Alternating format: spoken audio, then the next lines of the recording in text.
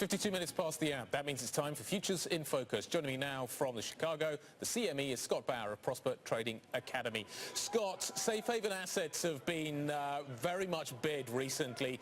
Gold, on the other hand, has not. If you were going to cover a short in gold, though, where would it be? Yeah, not too far from here. Probably 1263, 1264. So just, a couple dollars lower than here. We got that rise up, just a couple weeks ago on the emotion of the marketplace when the news came out that this was going to, the tariff issue was going to extend on. We saw gold rise up to, 1295, almost 1300. That was really a big emotional overreaction.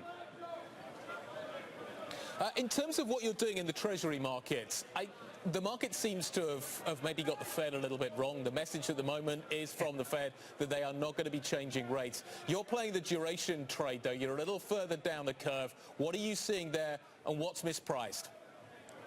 So I really don't think that the Fed is going to lower rates. I know that, they're pricing in about almost a 70% chance that by December there will be a decrease, 80% by January. I don't see it happening unless something happens protracted with the tariff issue here.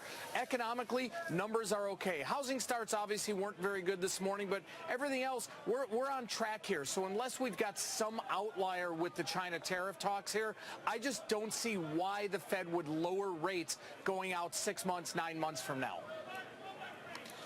Just a final quick question on that note. Everything seems to be ticking along. The only thing I saw today, though, was some pretty poor numbers coming through from U.S. retailers. Is that a sign of concern surrounding the consumer, or is that just a business model problem?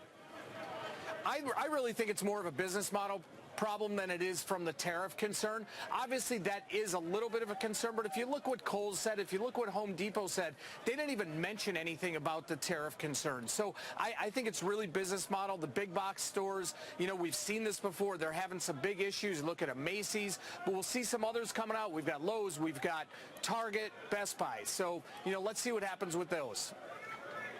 Scott, always a pleasure. Thanks very much indeed for joining us. Scott Bauer joining us from Prosper Trading Academy.